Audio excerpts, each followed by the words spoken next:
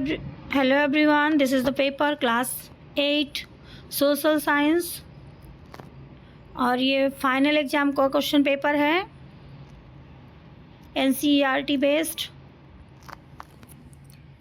especially for KVs.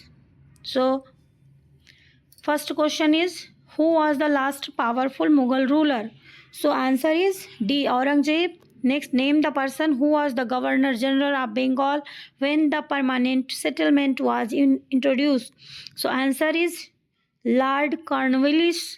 A is the correct answer. Next, William Jones was William Jones कौन था?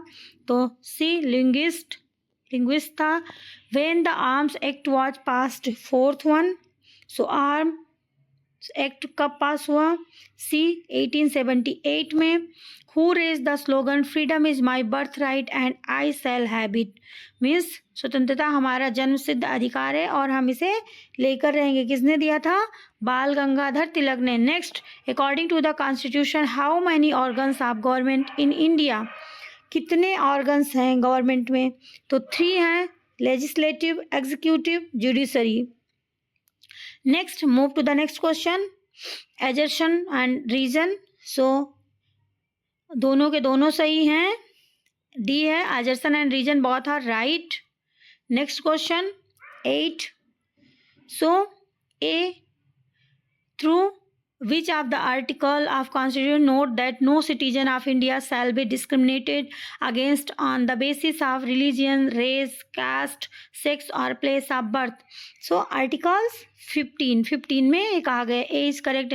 The scheduled caste and the scheduled tribes act was formed in, कब act कब लाया गया? So 9th one 1989 में. B is correct answer. Next question, as per the standard set by the Urban Water Commission, how much supply of water is needed in urban area per person in India? So 135 liter per person in India. B is correct answer. 11. 8 midnight on 2nd December 1984, a highly poisonous gas started leaking from UC plant was. तो क्या था? Methyl isocyanate. D is the correct answer. 12th, which one of the following is not factor that lead to the creation of more resources? So 12th, C is the correct answer. People's wish. So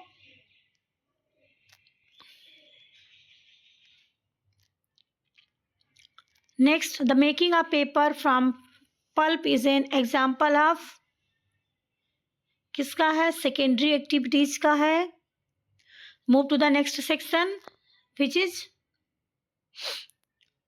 in 1854 the court of directors of the East India Company in London sent an educational dispatch, Wood's dispatch, to the Governor General in India, issued by Charles Wood, the president of the board of control of the company. Mention any 2 argument given by Charles Wood.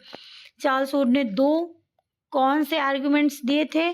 So number 1, the aim of education should be to produce useful and practical knowledge.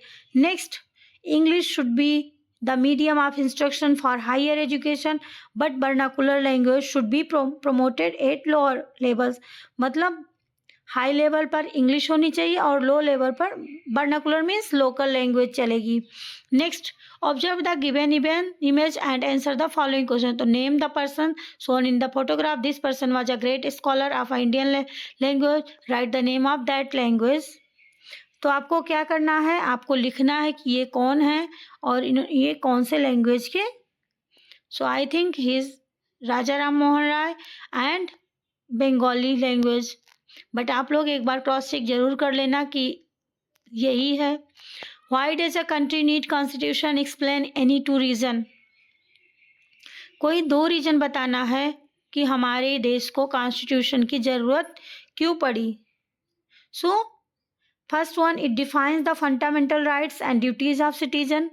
मतलब duties of citizen हमारे देश के नागरिकों की duties को define करता है। And next it lays down the structure and function of the government, और गवर्नमेंट का फंक्शन क्या है, हमें क्या क्या राइट्स मिले हुए हैं। सो कॉन्स्टिट्यूशन में सारी चीज़ें लिखी हुई हैं जिसके हिसाब से रूल्स एंड रेगुलेशंस बने हैं और जिसके हिसाब से चल रहा है। That's why we need constitution. What do you mean by public facilities, mention any two of them. तो पब्लिक फैसिलिटीज़ क्या हैं और क्यों ज़रूरत है हमें उसकी। पब्लिक फैसिलिटीज़ की so clean drinking water, public transport, मतलब बहुत सारी चीज़ें हैं जिनकी हमें ज़रूरत है। तो आप अपने हिसाब से भी अपने टेक्स्ट बुक के अकॉर्डिंग भी लिख सकते हो। Distinguish between small scale and large scale industries. So large scale industries क्या होती हैं और स्मॉल स्केल इंडस्ट्रीज क्या होती हैं। स्मॉल स्केल इंडस्ट्रीज में मतलब लेस कैपिटल की रिक्वायर होती है, एम्प्लॉय मतलब वर्कर थोड़े होते हैं क्योंकि उसमें वो नहीं होती कैपिटल इतनी ज़्यादा। और लार्ज स्केल में क्या होते हैं, ह्यूज कैपिटल होती है, एम्प्लॉय भी बहुत ज़्यादा होते हैं, बहुत ज़्यादा काम होते हैं, तो वो डिफरेंस होता है। Destruction of population is affected from many factors, explain any two important factors of them. Population के क्या क्या मीन्स फैक्टर्स हैं जो कि हमें अफेक्ट करते हैं। तो जियोग्राफिकल फैक्टर, इकोनॉमिकल फैक्टर, मतलब बहुत सारे हैं। हमें सही चीज़ें, क्लाइमेट, वाटर अवेलेबिलिटी और बहुत सारी चीज़ें हैं जो कि हमें जियोग्राफिकल उस पे मिलती है और इकोनॉमिकल पे जॉब की कमी हो जाती है, इंडस्ट्रीज़ है, तो बहुत सारी चीज़ें होती हैं जो कि हैं problem. Next section C, the indigo peasants in Bengal were not ready to grow indigo on their land in 1859. Why were riots reluctant to grow indigo? Give any 3 points. तो आपको 3 पॉइंट्स बताना है और ये 3 मार्क्स का है तो थोड़ा आपको लिखना भी होगा डिटेल्स में। तो they were forced to grow indigo on the best part of their land. The system was exploitative and they received very low prices. Growing indigo left the soil infertile for future crops. तो Indigo उगाने से क्या होता था कि उस पर दूसरी क्रॉप नहीं उगा पाते थे नेक्स्ट टाइम, क्योंकि वो फर्टाइलिटी को क्या करती थी, कम कर देती थी।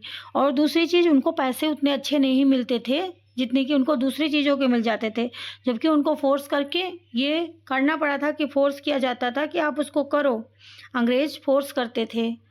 नेक्स्ट है, today most democratic countries in the world have a constitution like India. Each country's constitution have some specific feature. Mention any 3 important feature of the Indian constitution. So 3 important features of the Indian constitution जो कि हमारे यहाँ पे हैं। पहला है fundamental rights, guarantees basic freedoms. फिर है secularism, no official religion, equal treatment of all. फिर democratic system, people elect their representative. 3 ये मैं मेन इंपॉर्टेंट बता रही हूँ, बट आपको डिटेल में लिखना है बिकॉज आपको 3 मार्क्स का कवर करना है। So you have to write in details, but main मैं बता दे रही हूँ, इसकी वजह से आप उसको अच्छे से कवर कर पाओगे। कि पहला है फंडामेंटल राइट्स है, फिर सेक्युलरिज्म है, फिर डेमोक्रेटिक सिस्टम है कि लोग कोई हमारे यहाँ पे कास्ट और वो डिवाइड नहीं है। दूसरा चीज़, पीपल अपने रिप्रेजेंटेटिव को इलेक्ट करते हैं और हमें फ्रीडम है कहीं भी जाने के लिए, कुछ भी करने के लिए। Next one, Adivasi are the important people of our country. They have their own culture, language and other feature. Who are they? Discuss any 2 feature of Adivasi. तो आदिवासी के आपको 2 फीचर बताने हैं, मैं शॉर्ट में आपको बता रही हूँ. They have distinct language, custom and festivals. Next है, they primarily live in forest and hilly regions. तो मतलब वो हिली रीजन्स में, फॉरेस्ट में रहते हैं, वो हमारे साथ में नहीं रहते. उनका कस्टम, उनका कल्चर सब कुछ अलग है, आपको डिटेल में लिख देना है. और population change every year due to many reason and explain the factors affecting population change in India. जैसे कि आपको पहले, इसके पहले भी क्वेश्चन इसी से रिलेटेड था और ये भी है. तो birth rate, death rate, higher birth, increase population, migration, people moving from village to cities, health care improvement, reducing mortality rates. So these are the reason. Second D section is, there were several changes introduced by birth after 1857 revolt in India. Explain any 5 important changes that were introduced by the British. तो आपको 5 changes बताने हैं.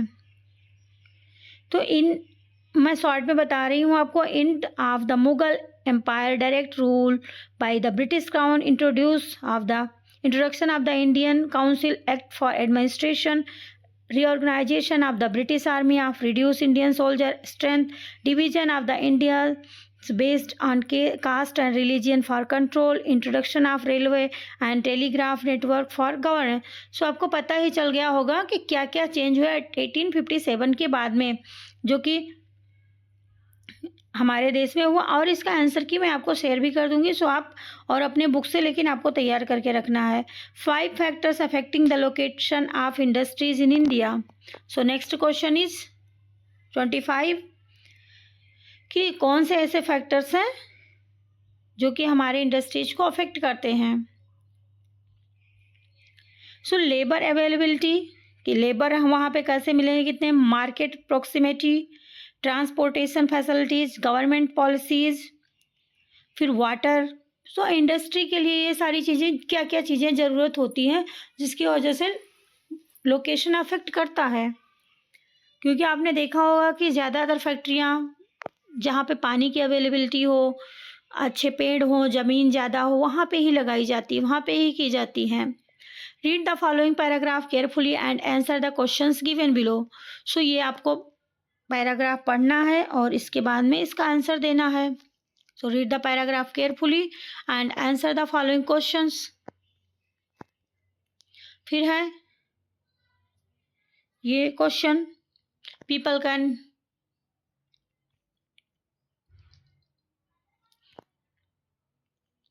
यहाँ पे भी वही है, same ही है. सो क्वेश्चन सेक्शन नंबर ई. नेक्स्ट एफ है जिसमें आपको मैप वर्क करना है. Section F, 2 places A and B have been marked on the given outline map. Identify them and write their correct names on the line. So आपको इसमें ये सारी चीज़ें फिल करनी है. देखो ये मैप है. So this is the answer की